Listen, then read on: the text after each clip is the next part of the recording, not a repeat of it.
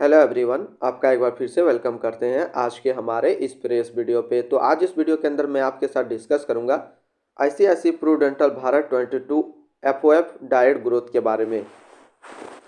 इसमें मैं आपसे डिस्कस करूंगा कि ये जो ICICI Prudential Bharat 22 FOF direct growth है, इसने पिछले 1 साल, 3 साल, 5 साल या फिर एनुअल रिटर्न क्या दिया है, क्या अभी हम लोग इसमें इन्वेस्टमेंट कर सकते हैं तो एसआईपी करें या लमसम करें, ये भी हम लोग देखेंगे। साथ ही साथ देखेंगे कि आज की डेट में इसका एक एनएवी का प्राइस क्या है, ICICI Prudential Bharat 22 FOF direct plan growth का क्या फंडामेंटल है, क्या इसमें पैसा हम लगा सकते हैं, ये कोई ट्रैप तो नहीं है। ये सारी जानकारी कंप्लीट इस वीडियो के अंदर देखने को मिलेगा। तो सबसे पहले इसकी हम लोग 1 साल की बात कर लेते हैं रिटर्न का। तो पिछले 1 साल में जो रिटर्न मिला है वो 62.54% का रिटर्न मिला है 1 साल के अंदर। 3 साल की रिटर्न की बात कर लेते हैं तो 3 साल में जो रिटर्न है वो 39.88% का रिटर्न है। 5 साल की रिटर्न की बात कर लेते हैं तो 5 साल में जो रिटर्न है वो 21.29% का रिटर्न है। और एनुअल रिटर्न की बात कर लेते हैं तो एनुअल रिटर्न है 19.98% का। तो ये तो अभी हम लोगों ने सबसे पहले देखा रिटर्न में देखा क्या कि 1 साल के अंदर कंपनी ने काफ़ी अच्छा रिटर्न दिया है 62.54 का।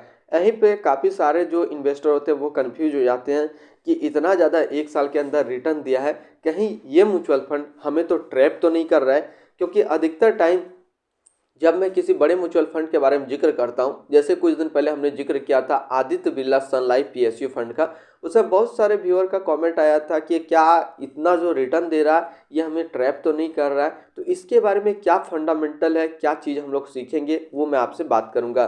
तो 1 साल का जो रिटर्न है काफ़ी हाईएस्ट है 62.54 का। अब हम लोग बाद में बात करेंगे वो सब की। सबसे पहले एनएवी की बात कर लेते हैं। तो आज के डेट में एक एनएवी का प्राइस है 27 रुपया 50 पैसा। रेटिंग की बात करें तो ये 5 स्टार रेटिंग म्यूचुअल फंड है। इसमें मिनिमम एसआईपी अमाउंट आप 1000 लगा सकते हैं और इसका जो फंड साइज है वो है 567 करोड़ का। ये तो था इसका बेसिक डिटेल्स। अब हम लोग बात करेंगे रिटर्न कैलकुलेटर के ऊपर में। रिटर्न कैलकुलेटर में बात करेंगे कि यदि आप मंथली एसआईपी इस म्यूचुअल फंड के अंदर 5000 रुपया पर मंथ किए होते तो पिछले 1 साल, 3 साल, 5 साल के अंदर आपको क्या रिटर्न देखने को मिलता और अभी जो आप इसमें इन्वेस्ट करेंगे तो क्या रिटर्न देखने को मिलेगा।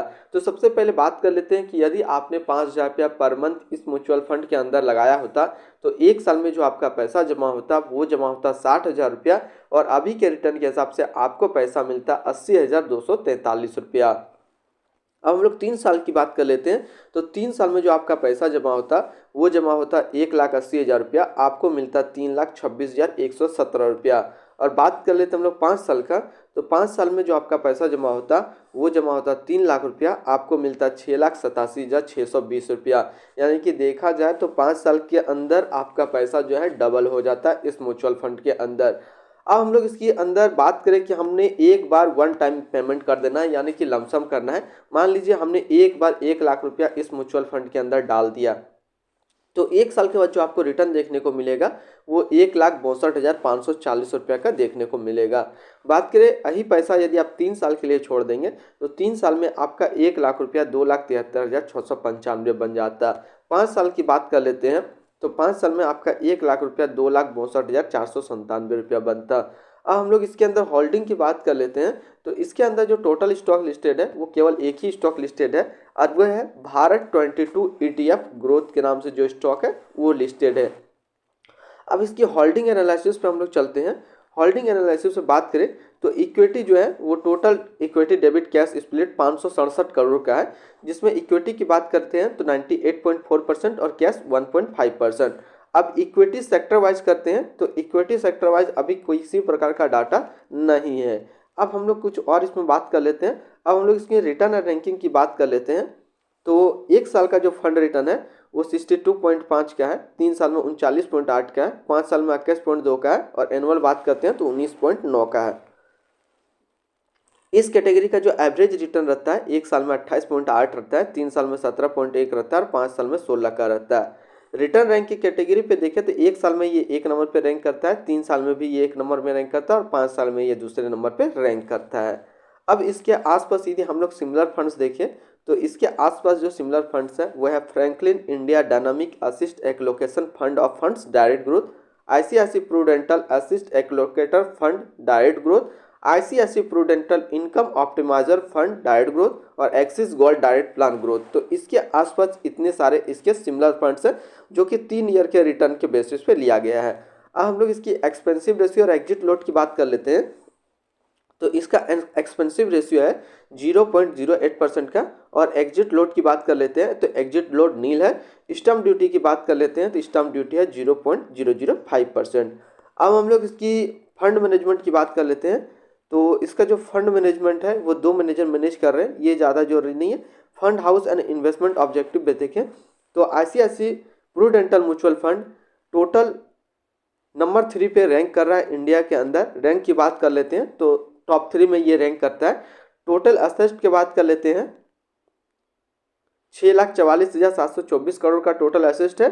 डेट जो इनकॉर्पोरेशन ऑफ डेट है 12 अक्टूबर 1993।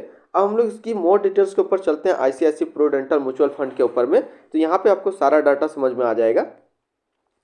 तो आईसीआईसी प्रूडेंटल जो म्यूचुअल फंड है वो इंडिया का 2 लार्जेस्ट एसेट मैनेजमेंट कंपनी है। It is one of the oldest and most portable mutual funds. ये जो आईसीआईसी प्रूडेंटल म्यूचुअल फंड है ये इंडिया का दूसरा लार्जेस्ट एसेट मैनेजमेंट कंपनी है। तो इससे आप थोड़ा सा एक आइडिया लगा सकते हैं कि कंपनी ट्रैप नहीं कर सकती है, क्योंकि ये इंडिया का second largest asset management company है। साथ ही साथ ये सबसे पुराना और सबसे ज़्यादा प्रॉफिट देने वाला म्यूचुअल फंड है आईसीआईसी प्रूडेंटल म्यूचुअल फंड। तो इस हिसाब से देखा जाए तो कंपनी जो है अभी ट्रैप नहीं कर रही है।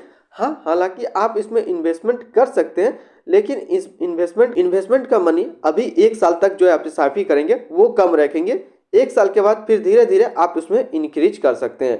तो ओवरऑल मैं आपको सजेशन दूंगा कि यदि आप इस म्यूचुअल फंड के अंदर पैसा लगाना चाहते हैं तो बिल्कुल लगाइए, लेकिन अपने समझबूझ से लगाइए। हम कोई सेबी रजिस्टर्ड आदमी नहीं है, हम ये वीडियो बस सिर्फ एजुकेशनल पर्पस के लिए बनाए।